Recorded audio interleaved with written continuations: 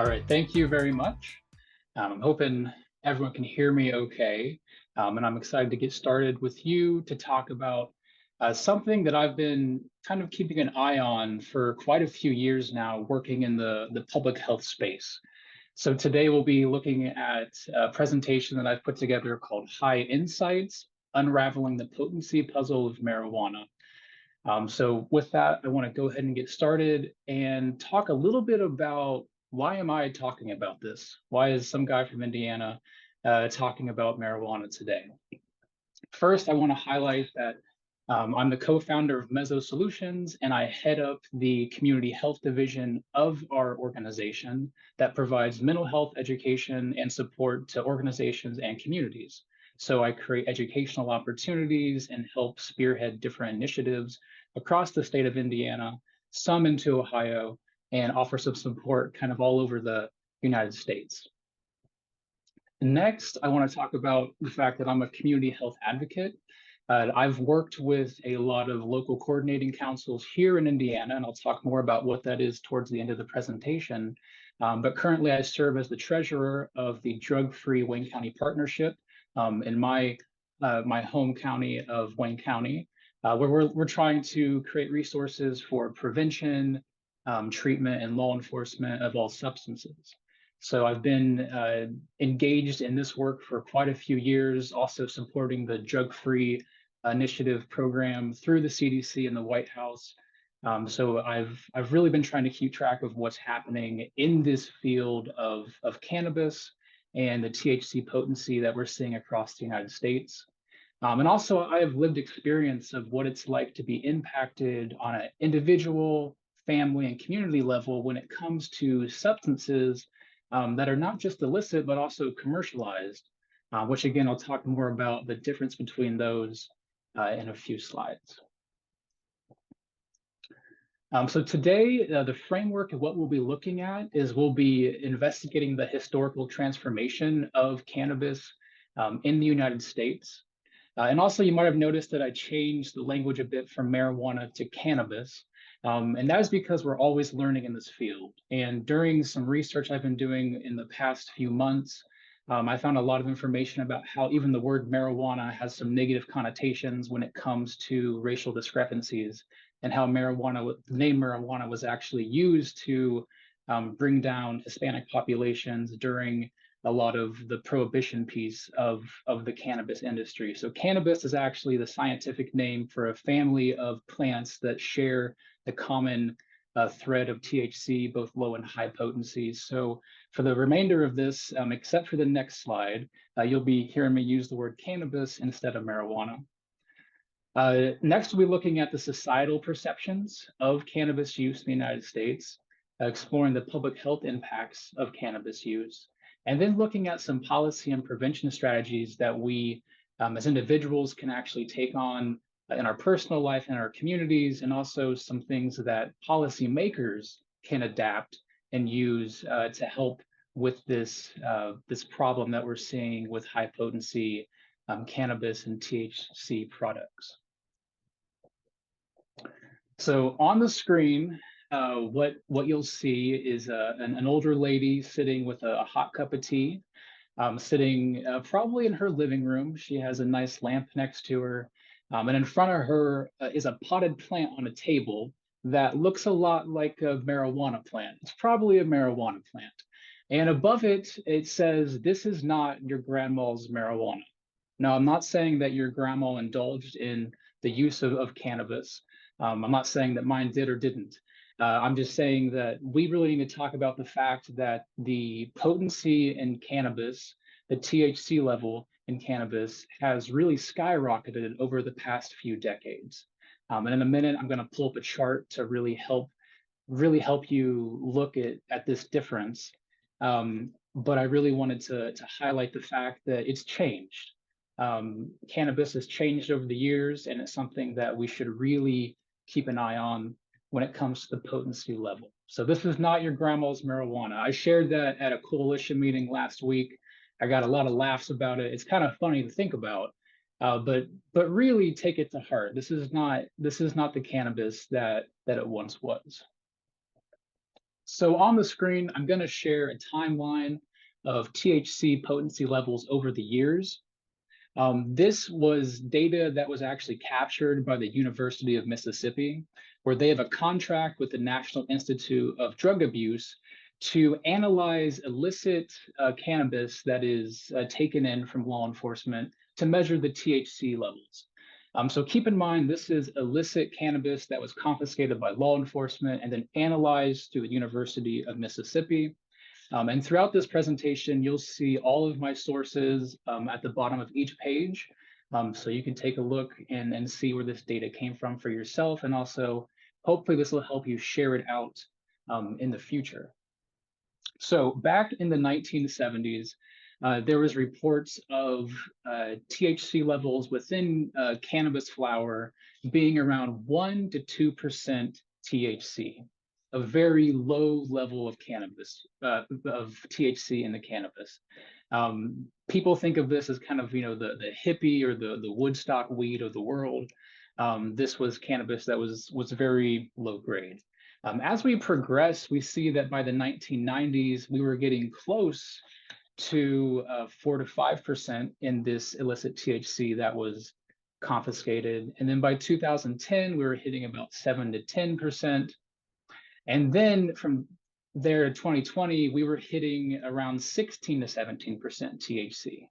And this is problematic because research has shown and tells us that anything over 15% THC is high potency cannabis. And understanding that helps us really look at how the illicit cannabis is getting higher and higher in potency.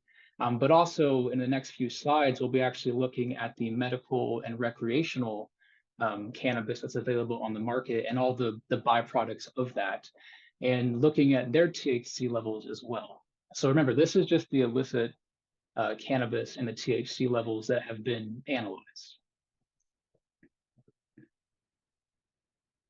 Looking at some more research into that medical and recreational THC potency, there was a study in 2020 that found that the majority of cannabis products found in dispensaries were well over that 15% threshold of making the majority of their stock high potency THC. And with some investigation and looking at the different amounts of THC in products that are available in these dispensaries, it's hard to find anything that's under 15%. It's hard to find anything that isn't high potency cannabis. Looking kind of close to where I'm located here in Indiana, there was research in Michigan showing that the cannabis flower, the average potency was 18 to 23% in these dispensaries, while the concentrations of the concentrates was at 82% THC. So looking, closer to where we're located in Indiana, this is even higher than some of the other research articles that are out there, and understanding that the majority in Michigan is also high potency, and not even considering the concentrates, which we'll talk about in just a few slides, because they're a little bit different in the actual flower. So I want to take a look at the state of cannabis in the United States right now, just to help really paint a picture of where we're at with cannabis law and recreational and medical use. You can see here in Indiana, we're marked as red, and surrounding us, we have Illinois that offers recreational and medical. We have Michigan that offers recreation and medical. Ohio offers medical and recently signed on to allow recreational use, though they are still in the process of getting those permits out, so you can't buy it recreationally yet as of today's date. And then in Kentucky, they have medical use. And this is just a picture I wanted to show to let you know where we're at with the state. I did pull this from a kind of pro-cannabis website, so just using their information to help us better understand this as well. Next, I want to look at what do these products look like? What do these products what products are available in dispensaries. And the way that I categorize these is really the same way that dispensaries are advertising it on their websites. So I did some research about what they're selling and how they're categorizing it, and really pulled products from these dispensaries to help us take a look at, what are we finding in these dispensaries, because we are so close to them in Indiana, and because it is coming over the border for sure, and getting into the hands of not just youth but also young adults and adults alike. So here on the left, you can see a picture of what the cannabis flower looks like. It's a pretty standard product that's been around for a long time.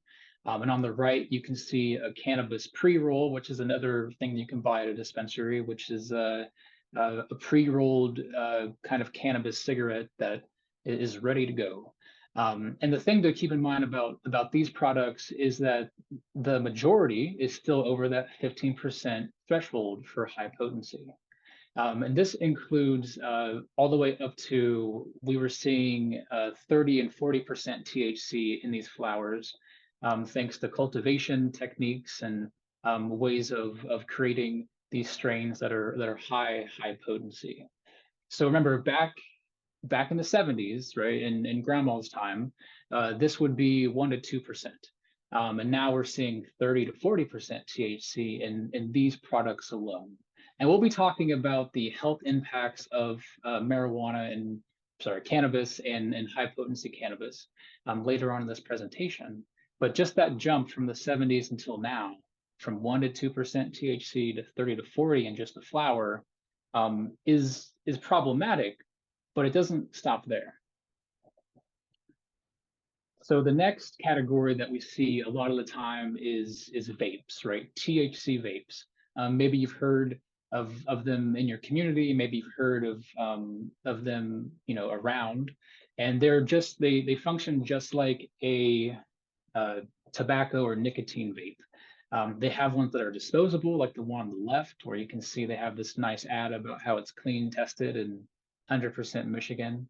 And it talks about, how this is a disposable vape. You can buy it, use it until it's gone, throw it away. Or if you're a more committed individual who is maybe using cannabis or THC products on a longer time span, you might find yourself using the cartridges, which attach to a battery pack, which is rechargeable. So it's not quite disposable. But with these, what they're reporting from the NIDA is THC levels of 40 to 80% in these cartridges, which can be very problematic, especially for young users or individuals who don't have, a high tolerance to these types of substances.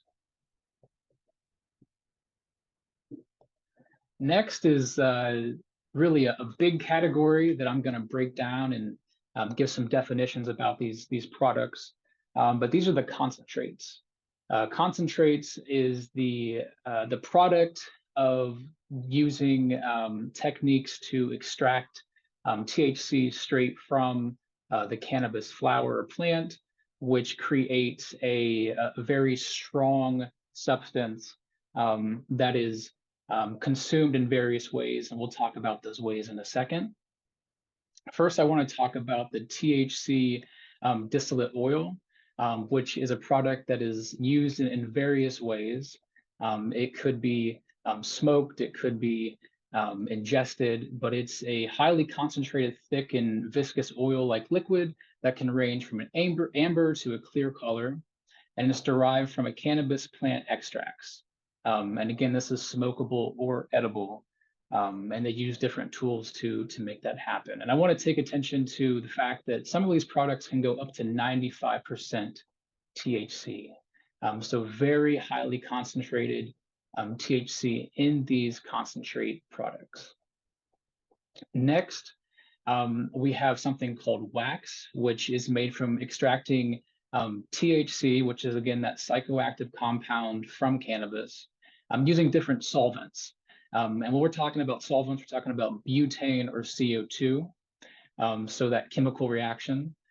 from heating it in different capacities. And the result is a sticky, waxy substance with a high THC concentrate that can range again up to 95%. So the next concentrates I'll be talking about are actually just different, really types of wax, and it comes down to the way that they process it and the texture of this. But I want to take some attention to show here that the brand that I was able to pull actually calls themselves the Watermelon Skittles. So it's a candy brand, right, that they're kind of mocking up and using to advertise these products. So they're trying to attract, what kind of clientele do you think, right? What kind of clientele do they want to make this appealing to if they're using Skittles packaging and the name of Skittles? So just keep that in mind. But looking at the next one is something called THC shatter. And shatter is a concentrate that is named because it's hard, glass-like, and tends to crack or shatter when broken apart. It's typically that gold or amber color. And shatter is usually dabbed, which is a method of consumption that involves flash vaporization off of a specialized water pipe called a dab rig. And we will talk about what that looks like towards the end of this slide, because we have a few more concentrates to look at. The next one is called the THC batter. And it tends to retain a smooth consistency like butter, cake batter, or cake frosting, and sometimes a looser consistency. But this is again something that could be consumed, put into edibles, or also smoked. And same for crumble.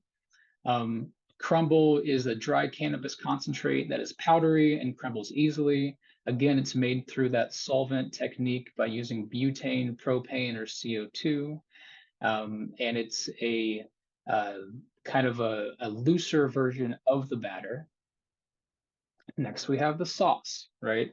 So sauce is the extract that's usually high in terpene, which is a content with a liquid consistency.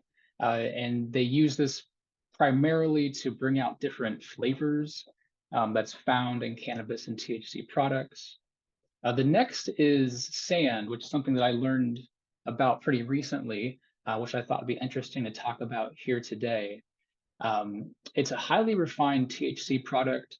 It's highly potent, and its texture feels a lot like sand. And the ideal consumption includes vaping or actually adding it on top of cannabis flower. So kind of sprinkling it on THC infused flower to increase the potency of it. But it also can be used to infuse edibles. And here are some of the tools that individuals can use when using these products. The top is a nectar collector, which is a type of glass pipe that is used to heat these substances to smoke them. Or on the bottom left of this area of the screen, there is a wax vape, which is a vaporizer tool that heats this oil to a high temperature in order to make it smokable. And then on the right, to the right of that is a dab rig, which is a type of pipe used to smoke these concentrate products. So again, these can all go up to 95% THC. Some reports say they can go up to all the way up to 99% THC. So highly potent products that are available at dispensaries all around the state of Indiana. But also, we'll look here in a minute how similar products are available currently in Indiana through some different bills that were passed, but are also being looked at right now as well. So next on the list of consumables, we have different things that are edible. So if you go to a dispensary, they'll talk about things in the category of edibles, and you have products such as Rice Krispie treats, which are shown on the screen, which are infused with THC oils or concentrates, just like we just showed. And the measurement of THC in edibles is taken into the measurement of milligram. So different edibles would have different milligrams. I believe this packaging tells us that there is 50 milligrams of THC in this product. And to back up real quick, just to make this next point that I want to make, with these concentrates, if someone is to use one of these concentrates, the effects will take effect rather quickly. Using these products could get an individual high within a few minutes if they ingest them. Just like with the edible section, it could be anywhere from 60 to 90 minutes or longer before the effects take place.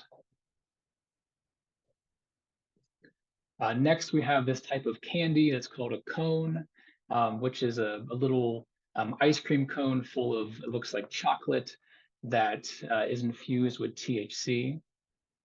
Next, we have a Lucky Charm crispy bar.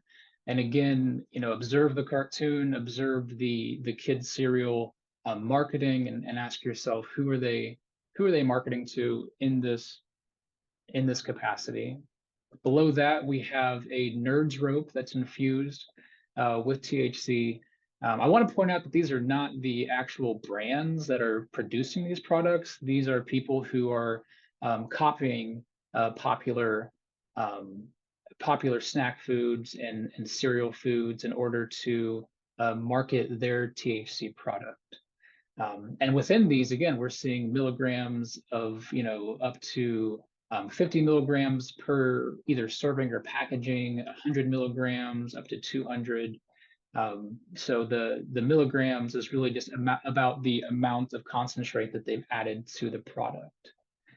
Next, after that, I pulled up a picture of something called the Stony Patch, and it looks a lot like Sour Patch Kids, right? So it looks a lot like Sour Patch Kids, and it's showing that there's 750 milligrams of THC within this packaging. And again, who are they marketing to? Below that, we have chocolate-infused THC that shows 100 milligrams of THC within this packaging. Next, we have Doritos infused with THC. And again, this isn't the Doritos brand that's doing this. These are individuals who are creating THC-infused products and using marketing. And below that, we have mints. So just I wanted to show that there's also THC mints that are out there. So it's something that you could just pop in your mouth and go. Very discreet, but also could be very high in potency depending on how many you take. So with a lot of these products, if individuals take them responsibly, and they are of age to take them and they're in a legal state, these things could be, not a health issue for that individual. But imagine if maybe a kid got a hold of these and didn't know what they were. Maybe they weren't secured properly in a household. These types of products could be very problematic. And there's been a lot of reports of individuals taking these types of products and not knowing what they are and ending up in the ER. Just because of the different symptoms that come along with high potency THC, including anxiety and sometimes even hallucinations at high potency levels. So these are some examples of edible products that are out there today on the recreational and medical market. And this is just a small amount. They come out with something new probably every day. But here's just a good example of those. But we're not done there, right? So what else can they do with this is create beverages. So now we're seeing a lot of beverages come into place that offer THC infusion. And there are, a lot of alcohol companies that are catching on and trying to get a piece of this as well. Because just like with big tobacco and big alcohol, the cannabis market is using some pages from their playbook, creating marketing opportunities within the bounds of the law and creating products that will attract the demographics that they're interested in marketing to. So here on the screen, there's a blue Raz, looks like maybe a seltzer drink that has 10 milligrams of THC in it. We also have something called Flower Aid, which is a drink mix, which I don't know if you ask me, it sounds like it's a choose your own adventure, because you can add as much as you want to whatever type of liquid you're consuming, which again could be problematic if you take into account the fact that edibles take longer to activate in someone's body. So you might take more thinking it didn't work and end up taking a high dose, maybe even on accident, which then could result in some issues down the road. This one is super interesting. I learned about this at a CADCA conference a few years ago. And this is a cannabis-infused turkey gravy. And the advertisements that were pushed out to help sell this product were talking about, hey, the holidays are coming up. If you want to avoid having some difficult conversations with family members at the table, why not spike the gravy with some THC? Which could be problematic if somebody has a low tolerance, or if an individual who is underage gets a hold of it, or if someone takes it without knowing or wanting to. So these type of products are really adapting and really hitting the market far and wide. So now we have everything from drink mix to turkey gravy. And we also have syrup. So syrup is something, again, that you can mix into a drink or food if you are interested in that. But this is just a very concentrated, high amount of THC that can be added to all sorts of products. And I think the last one we have is something called a tincture, which is a product that an individual, again, could add to drinks, or foods or things like that, or also something that they could actually put underneath their tongue to help consume. But again, these is one of those kind of choose your own path, because the more you take, the higher THC level you consume. And there's a great risk for using more than maybe intended, or using it in a way that could be very harmful to you or maybe someone who gets a hold of it. So again, these are just, again, a few of the consumables that they have available at medical and recreational dispensaries around the United States. And all these are high potency THC products. So again, let's think back. We went from the 70s, where we had 1 to 2% THC in flower, all the way to 2020s, where now we're seeing 30 to 40% in flower. And now we have concentrates that can go up to 95 to 99% THC. So the potency is definitely building up and getting higher and higher. One thing that we need to address when we're talking about THC is the Farm Bill, the 2018 Farm Bill. And if you're familiar with the cannabis industry and what's been happening across the nation and across Indiana, you might be familiar with the 2018 Farm Bill. And this is an article title that came out just yesterday, talking about how Congress accidentally legalized weed 6 years ago, and talking about the repercussions of that, what's that done to the farming community, and also looking at how is this impacting legislation that's being pushed through now, and that they're looking at to help close that loophole. But there's still, if I'm correct, and if I'm wrong, someone drop it in the comments, that they're looking at closing that loophole, hopefully this year, but legislation is still progressing and moving along.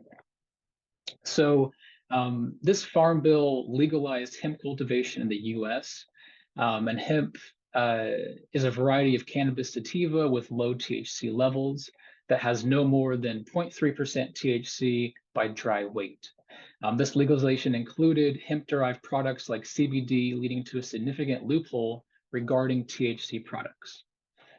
So what the Farm Bill did not do was explicitly address the conversion of CBD into Delta-8 THC which is a psychoactive compound that's less potent than the THC we've been talking about, which is Delta 9, which is found in these high potency THC products. This allowed Delta 8 products to be derived from legal CBD to enter the market. And again, this is extracted through a solvent method where they use CO2 or ethanol to extract the THC from CBD. And maybe you've seen these products in your community. Maybe you've seen Delta 8 THC in smoke shops in your community or in your gas stations around your hometown. Maybe you've seen the concentrates. Maybe you've seen the other derivatives, the Delta 10s, the THCOs, the THCAs, the different THCs that were made available due to the Farm Bill have really flooded the market, and it's become a billion-dollar industry since 2018. And now they are looking at closing that loophole within the Farm Bill for 2024, but we're still looking to see what's actually going to happen with that. And again, these THC products, they're not just the low potency THC. We're seeing the concentrates and the edibles come out of these that again have higher and higher doses. I've seen shops pop up really in towns all over Indiana, from the rural communities to the more urban, that are selling these products, selling the syrups to mix into drinks, that are really providing these high potency THC products across Indiana. And they're using the same kind of product packaging like we just looked at, that has THC infused candies or snack items that look like something that a child would pick up and consume. So it's really important to understand the harm reduction around THC and high potency THC products when we're talking about all of these negative health impacts. And I want to really clarify that this presentation is not about getting rid of cannabis, getting rid of THC products. It's really about the harm reduction of the fact that these are here. These products are here. They are a commercialized product now, just like tobacco and alcohol. But we have the opportunity to really focus and take a look at it and understand that this is not the cannabis of the 70s. This is high concentrated cannabis that could really impact our health. That's all I got to say about that, because we got to move along. We got a few more slides to get through, and hopefully we have some good Q&A questions to discuss at the end. Here I wanted to pull up some information about the social perceptions of cannabis within the United States, and this is pulled from a Gallup poll that's been asking people since the 1970s about if cannabis should be legal or not. And we can see now that in 2022, 68% of Americans who were polled say that it should be legal. And then also we have a breakdown of age and political ideology. If you're interested in looking at that, we can see that more moderates and liberals are more interested in the legalization of marijuana, of cannabis, and understanding the dynamics of that. But it's also important to understand that legalization does not mean decriminalization. So legalization is looking at the idea of being able to sell it at a medical or recreational capacity. It's not about assisting individuals who may have criminal records due to cannabis sales or transportation or use. This is really just looking at, should we be able to sell it like alcohol and tobacco? Should we be able to tax it and have it in our communities? Is that something that we should look at doing?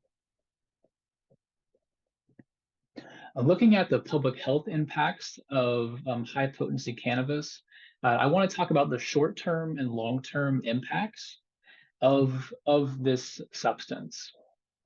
So some of the short-term effects are altered senses, example of maybe seeing things around us differently, hearing things differently, altered sense of time for individuals who are using cannabis, and how that could impact an individual's, well-being.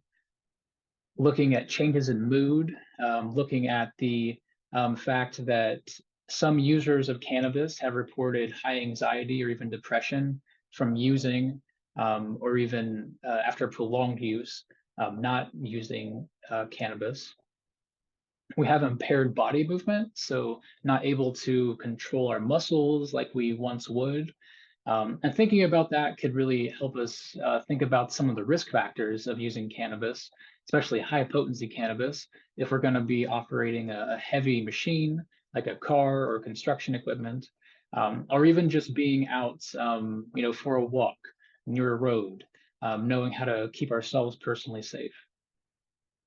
Difficulty thinking and problem solving is another thing that can come up from short-term impacts of cannabis use. Impaired memory. With high doses, there could even be hallucinations, especially if you have a predisposition to psychological challenges or psychological disorders. Delusions, again, with the high doses, and psychosis could be another risk of taking high potency cannabis. Some long-term effects, looking at that impaired thinking, memory, and learning dysfunctions, disruption in brain connectivity. There was a study done in, let me get the date right on that real quick. There was a study done in 2000 that found that youth who had used cannabis heavily in their teenage years had a link of an 8-point IQ loss, understanding that the retainment of knowledge diminished due to heavy cannabis use in teenage years.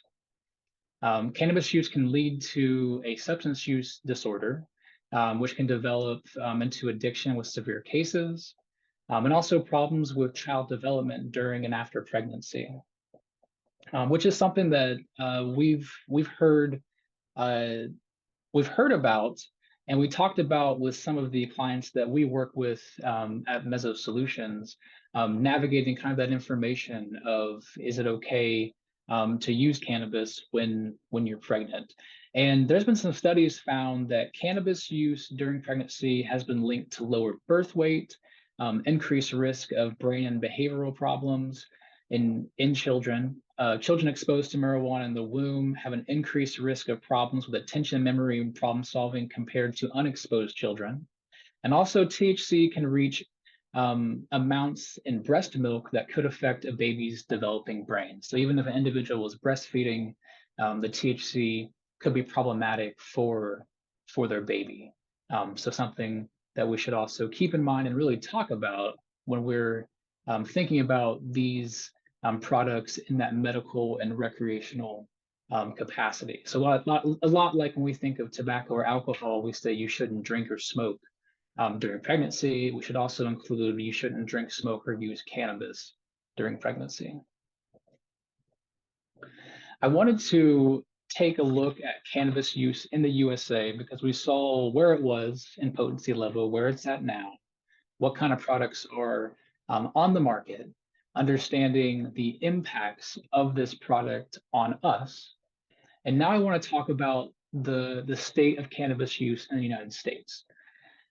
So a 2021 survey done by the Substance Abuse and Mental Health Services Administration found that 52.5 million people in the US in 2021 had used cannabis, and that's roughly 19% of the population. So 19% of the population has used cannabis at least once in 2021. The CDC reported that 30.7% of 12th graders reported using cannabis in the past year. So these are individuals who are 17 or 18 years old primarily, and 30% of them reported using cannabis at least once. And the statistic that went with that was about 6 or 7% had reported cannabis use in the past 30 days of taking that survey. We also see that 3 in 10 people who use cannabis may have a cannabis use disorder. This was from a JAMA Psychiatry journal article in 2015. So looking at the risk factor of individuals who begin using cannabis and those who may develop a cannabis use disorder, which we'll talk about in just a minute. And another statistic we want to pull in from 2000, I believe 16, is that people who begin using cannabis before 18 are 4 to 7 times more likely than adults to develop a problem with the use. So some type of problem associated with this cannabis use. So cannabis use disorder, what is it all about? I kind of talked about that for a second. So I'm going to pull up the criteria from the DSM-5 TR, which was published in 2022, which is a diagnostic tool for mental health professionals to look at different disorders people may be faced with, different challenges. So at least 2 of the following criteria or symptoms occurring within a 12-month period may result in a cannabis use disorder diagnosis. And I do want to say that it's important not to look at this and use it as a diagnostic tool for yourself or someone else you know. This is just diagnostic tools for professionals. So this does not give you the right to diagnose anyone, but this is the criteria in the book itself. So for the first 5, continuing use of cannabis despite physical or psychological problems, continuing the use of cannabis despite social relationship problems, craving of cannabis, difficulty controlling or cutting down cannabis use, and also giving up or reducing other activities in favor of cannabis use. So a lot of heavy focus on problematic use in one's life. Next, we have spending a lot of time on cannabis use, taking cannabis in high-risk situations that could be, again, when you're driving a car, or maybe you're in a place where you need to really have your attention and your mind about you. The next is taking more cannabis than was intended. Maybe the individual was looking for a certain threshold, but continued to take more for higher doses for a higher impact. Looking again at that tolerance of cannabis, maybe what you used to use a year ago does not do what you intend for it to do now, so you begin to use higher doses of cannabis. And then we look at withdrawal when disconnecting from cannabis. So having withdrawal symptoms when you do not have access to cannabis, that could include loss of sleep, loss of appetite, irritability, things of that nature.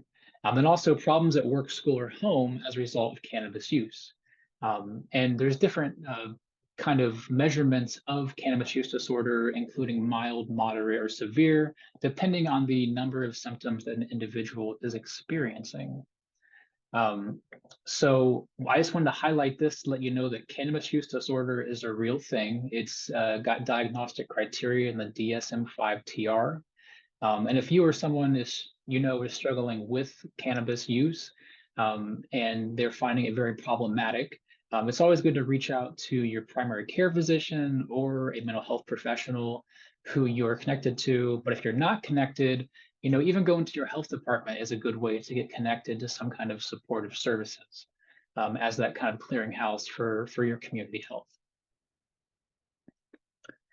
I know we're getting close on time. I got to speed through this. That's the thing with cannabis presentations is that you could go on for hours and hours and hours, and you're never done building it. So some things that we can do as policymakers is look at different policies or ordinances in your town that can help with the harm reduction of cannabis in your community. A lot of states who have legal or recreational have things like possession amounts in place for cannabis that a person can have on them in public or at home. There are restrictions on what can be sold and how it's manufactured. A limited number of licenses that can be issued to either a state or a county or a city. Limits on potency has been something that's been talked about a lot, but hasn't been completely successful. There was a big push over in the Netherlands, if we can think about places like Amsterdam, that have for a long time had cannabis available to the community, tried to create a 15% potency cap and got a lot of backlash for that. So that's kind of a hard one to sell sometimes in communities. Another great policy that states can take on is requiring the collection and monitoring of public health data. You know, looking at the combination between, okay, maybe your community is able to provide recreational and medical marijuana, but looking at that as well, you know, are you seeing higher ER rates because of this? Are you seeing more motor vehicle accidents, and finding those correlations to create strategies to help address them? Also requiring standards on regulations for packaging and labeling and advertising. Again, you know, maybe products cannot have cartoons on them. That would be a good start. Next is limits on retail sales and buffering zones between retail cannabis, schools, and daycares. You know, I saw recently we had laws passed limiting the sale of I think it was vapes and tobacco from school areas, and it's the same kind of idea, creating safe zones where cannabis is not advertised or sold. And I'm sure though you've all seen the signs for Delta 8 in your community, and the kids are seeing that too and thinking about the importance of prevention. We got to start early. We have to start early. Some communities, if you're following what's happening in Ohio right now, are creating ordinances to ban the sale of THC products in their community as one way to create harm reduction for their community. And also having state requirements and standards for securing home grow operations and different ways that cannabis can be accessed. Some things that you can do as a caregiver with your parental role is shaping our attitudes towards THC products for the youth that are in our lives, because statistically they care. Okay, kids care what we think. They care about our opinion. They might not always act like it, because I know I have teenagers, but they really do care about what we think about things. So starting early and having those conversations with the open communication, setting boundaries, establishing the standards for your family, establishing the standards for your community, and then also offering education. Some community action steps that we can take is community programs to aimed at prevention education, finding collaboration with schools, healthcare, law enforcement to create that system of care. Public awareness campaigns, which I'll talk about in a second, and to help increase the awareness of risk associated with cannabis use, and also supportive services that help individuals get connected to treatment and services if they're reaching out for help, having those services available. Here I wanted to look at some community campaigns that are available that you can use in your community to help talk about THC products and cannabis. The first one is from Johnny's Ambassador, which puts out a lot of information about cannabis and THC. Here's one of their social media posts on the screen right now. Next, we have Talk They Hear You from SAMHSA, which is a great tool that I've used with a lot of coalitions throughout Indiana, which helps caregivers use language to talk with their kids about substance use. You know, they even have an app that you can pull up that you can scroll through and have dialogue support and really help give them the facts. But they also have a great campaign that you can pull through your community through PSAs and billboards and advertisements to help talk about these conversations and really getting caregivers to be the boots on the ground to start these. The next is something called National Drug and Alcohol Facts Week. And this is a great campaign from the National Institute of Health that connects scientists to the kids to really talk about what substances are and how they can impact your body. And they really try to shatter the myths around this. This usually takes place in March. And it's something that a coalition or a community group can do in their community at no charge or with a little bit of donation. And the same goes for Red Ribbon Week, which is primarily in October, which talks about youth and families, so teens and adults, taking that step to be drug-free. And then National Prevention Week, which is in May, is an observance where community organizations nationwide promote the importance of substance misuse prevention and positive mental health in their communities. All right, I'm going to zoom through these to open up the end, but I wanted to leave you all with some options for evidence-based prevention programs that maybe you can pull into your organization or to your community or to your school. These are primarily family-based, so looking at the fact that you can serve an individual, but best practice really is to try to serve the whole unit around that individual. And when we're talking about kids, we have to really look at the whole dynamic of helping them and looking at their world. So life skills training is a program that helps young people develop interpersonal and social skills. It's derived from a variety of ways, including classroom instruction, role play discussion, and can be provided in person or online. We've seen this used in a lot of communities around Indiana. The next one we've seen pretty often is Strengthening Families, which is a 14-session evidence-based parenting skills and children's social skills program. And it's really designed for high-risk families. Another one that is pretty high intense, but it's really great to implement if you have the manpower to do so and the funding, is Guiding Good Choices, which is a family skills training program that aims to reduce the risk of children using substances by teaching parent skills to improve family interactions.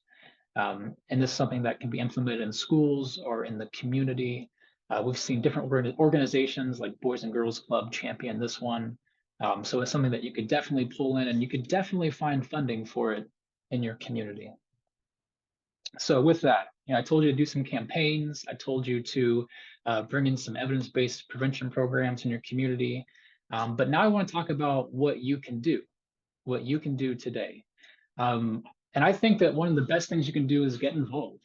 In Indiana, we have the fortune of having these things called local coordinating councils, which serve a lot of times as drug-free coalitions in communities. The majority of counties have an LCC, or a local coordinating council. Mine's called Drug-Free Wayne County Partnership. The one in your county might be called, Drug-Free, whatever your county is. So if you don't know about it, I definitely do a quick search for the LCCs in Indiana, and you can find your local contact to get involved. And also look for other substance use initiatives you can engage in. Also stay informed. So like I was saying earlier, I was building this information all the way up to the point that we all logged in, because it's always changing. The information is always adapting. There's always new policies coming out. There's always new information about substances. There's new ways that they're creating THC products. And we really need to figure out how they're impacting our community. And the easiest thing you can do is share what you've learned. Talk to a loved one, a neighbor, an elected official, and keep the conversation going. So with that, I want to, before we go into the Q&A, I just want you to think about it, okay? So comparing the THC today to the THC of yesterday is just like comparing a glass of beer to a bottle of Everclear, which, if you don't know, is a high potency alcohol that can be 95 to 100% alcohol. We can't think of cannabis today as the cannabis of Woodstock, because it's something different. It's much higher potency. It's more readily available. It's more concentrated.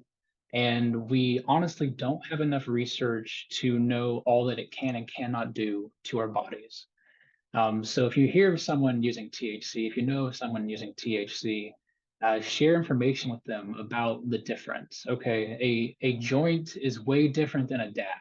Just like this pre-roll on the screen is way different than a jar of THC wax. The content is so much higher and so much more potent that it can really be difficult for individuals to function after taking such a high dose of THC. So really, it's like comparing a beer to an Everclear. It's different, it's stronger potency, and it's something that we need to keep talking about, because it's around our state, it's in our state, and it's going to be here to stay. So we should really be talking about some harm reduction opportunities that we all have. Okay, so with that, I'm going to pause. I think we have about 4 minutes to look at the Q&A. Okay, we do have a question in the Q&A, and it says, what are your views on legalization in Indiana? Is this a consideration towards harm reduction? That's a good question for sure. So the act of legalization has a lot of some people would see as maybe safeguards engaged in with it to create harm reduction opportunities, such as maybe trying to reduce the potency of THC products that are available in Indiana. Because like I said, with the Farm Bill being kind of an open-ended loophole, we have THC products that are derived from hemp that reach concentrations close to 90, 99% when we're looking at those waxes.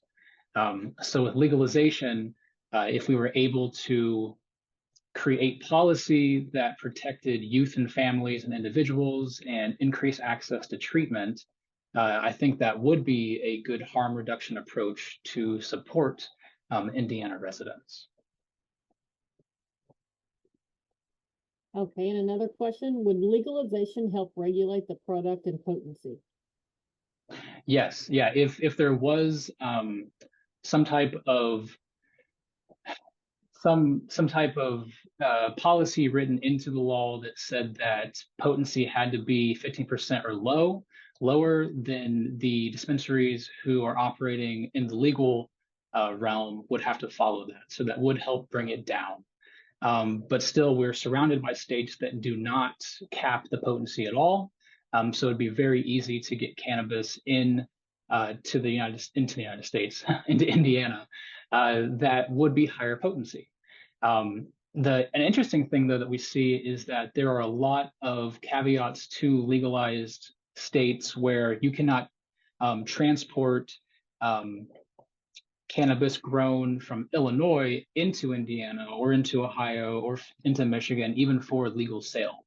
If you grow it in the state, you typically have to keep it in the state, which that could change now that there's been some DEA changes in what they're considering cannabis and THC products. But as it currently stands, you can't transport cannabis grown in Ohio to Michigan, even though they both have legalization. It has to stay in your own state.